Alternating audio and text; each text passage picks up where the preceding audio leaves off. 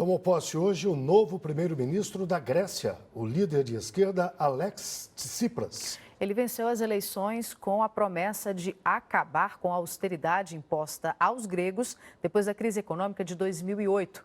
Quem traz os detalhes é a correspondente Gisele Garcia. É a primeira vez que o Syriza, partido de esquerda, chega ao poder, conquistando 149 das 300 cadeiras do parlamento grego, 2 a menos que a maioria absoluta. Hoje anunciou uma coalizão com a legenda de direita Gregos Independentes. Em comum, os dois partidos têm a bandeira contra a austeridade. Em seu discurso de vitória para uma multidão que comemorava o resultado das eleições, Tsipras disse que a Grécia está deixando para trás 5 anos de humilhação e dor.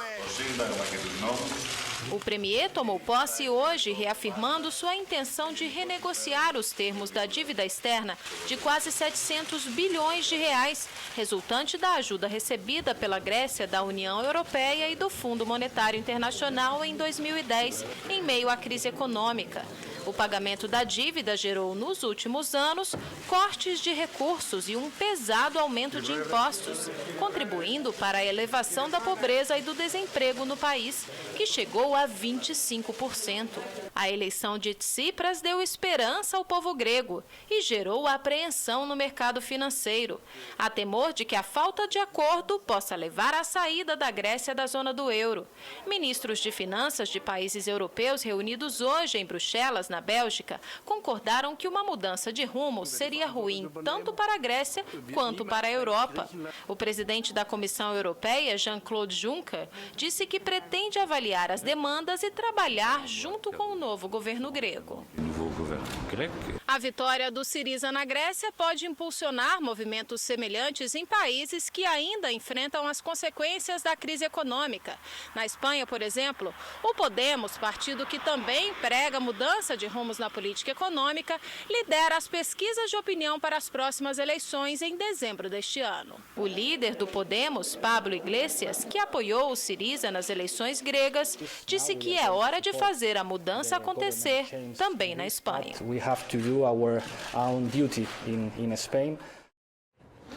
E vamos conversar ao mesmo tempo com os comentaristas Emir Sader e Luiz Nassif, justamente sobre o resultado das eleições na Grécia. Boa noite aos dois, eu começo com Emir. Emir, politicamente, quais as consequências da eleição do Syriza? Para governar, o Tsipras se aliou a um partido de direita. O que significa isso? E a relação da Grécia com a União Europeia, politicamente, como fica? Bom, boa noite.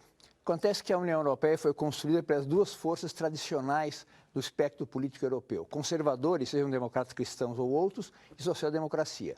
Aqueles que criticam a política de austeridade da União Europeia em geral estão ou à direita ou à esquerda dessas forças. No caso do Syriza, fez uma aliança com um setor que são nacionalistas de direita e tem em comum 2 elementos fundamentais do eixo da política do Syriza. Um deles é suspensão de metade da dívida contraída pela Grécia. Em segundo lugar, fim da austeridade. Nassif, quais são os impactos econômicos desse novo governo da Grécia? Olha, pode representar a primeira ruptura de um modelo de articulação das economias nacionais pelo grande capital financeiro que faliu em 2008 e lançou a conta sobre os contribuintes aí. A Grécia, você vê, ela perdeu 25% do seu PIB aí nos últimos 5 anos. Você tem 60% da população jovem desempregada. Vai ter 2 estratégias aí. Se realmente partir por uma ruptura total aí, a Grécia fica isolada. Se tiver habilidade para negociar, o novo governo da Grécia vai arrancar muito do Banco Central Europeu, vai demolir as resistências da Alemanha, porque chegou a uma situação insustentável. Hoje o Financial Times perguntava o seguinte: será que vai ser o novo presidente da Grécia, vai ser um Evo Morales ou um Lula? Ou seja, será que vai ser alguém que vai romper com a ordem internacional constituída ou alguém que vai tentar negociar? É um desafio muito grande, mas é o seguinte: a Grécia não tem mais o que perder. O que ela perdeu nos últimos 5 anos foi um estupro, e esse fato da esquerda e da direita estarem unidas, o que elas têm em comum? A defesa do conceito de nação contra esse conceito de você terceirizar a política econômica para o mercado financeiro. E, Amir, o exemplo grego pode se espalhar pelo restante da União Europeia. Outros países vivem situações semelhantes, ou situação semelhante de dificuldades, né? Portugal é um deles. Pode de duas maneiras. Primeiro, com forças que querem ter uma posição similar à Syriza, no caso do Podemos da Espanha. Mas também pode se alastrar fortalecendo os governos que hoje pagam um preço duro da política de austeridade, estando no governo. Governo da Itália, governo da França, da Espanha, de Portugal. A França já se propôs a fazer intermediação, porque se houver uma flexibilização da política da União Europeia em relação à Grécia, os outros também vão se favorecer.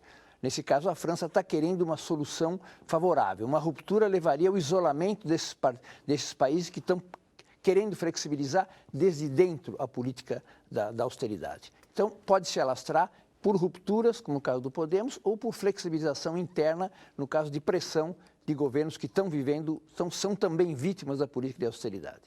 Nassif, e há alguma chance concreta da Grécia conseguir renegociar a dívida que tem hoje? Total. Os termos da renegociação que não se sabe ainda, mas os credores vão seguramente aí flexibilizar. Porque veja bem, quando você criou a questão da moeda única, do euro, na União Europeia, você tirou dos países a possibilidade de fazer política cambial.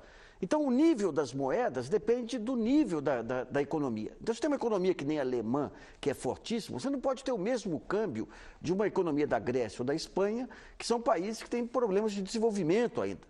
Então, na época, o que se fazia? Qual foi a lógica? Vai ter um fundo que vai ajudar a desenvolver as regiões pobres lá de maneira a equiparar todas no mesmo patamar. Você pode reduzir níveis de pobreza, mas como que você pode, da noite para o dia, dar a um país que nem a Itália, ou que nem a Espanha, ou que nem a Grécia, com seus bolsões de pobreza, o mesmo dinamismo de uma economia já do primeiro nível de industrialização, como a alemã ou como a francesa. Então, e esse negócio do câmbio acabou destruindo economias nacionais. Então, quando vem a crise, essa articulação financeira permitiu apenas um baita lucro para o capital financeiro, em detrimento da economia real, em detrimento dos trabalhadores e tudo, e agora tem a conta. Então, seguramente, eles vão tentar de todas as maneiras aí facilitar a vida para a Grécia, para impedir uma implosão da União Europeia, né? Política e economia se misturam, especialmente nesse caso, não é à toa que nós convidamos os dois para falar sobre o mesmo tema. E eu quero encerrar com o Emir, lhe perguntando, do ponto de vista econômico, o Nassif disse que há um certo tempo para a maturação, para a recuperação da economia grega. Agora, do ponto de vista político, qual é o tempo que o governo de esquerda tem para conseguir implementar mudanças sem correr o risco de ter um desgaste prematuro e, enfim, de enfrentar dificuldades mais sérias? Ele instalou um governo de salvação social, que tem um pacote enorme para atender justamente as pessoas que foram absolutamente marginalizadas e profundamente prejudicadas. Por exemplo, a quantidade de casas que não têm luz elétrica porque não puderam continuar a pagar a conta, ele se comprometeu a restabelecer a conta. A política de saúde, em que houve exclusão enorme de quantidade de pessoas que dependiam de medicamentos públicos. Então, ele deve ter um apoio interno significativo, ampliar o apoio que ele teve eleitoralmente. Isso vai lhe dar um capital político para poder negociar mais longamente no tempo essas questões pendentes com a União Europeia. Os prazos são muito mais dos outros países. Qualquer governo hoje tem pânico de eleição. Tendo eleição, sabe que tende a perder. Então, eles vão estar olhando aí também com certo entusiasmo, certa perspectiva de ter flexibilização com a qual eles possam também contar. Emir Sader, Luiz Nassif, muito obrigado aos dois, uma boa noite.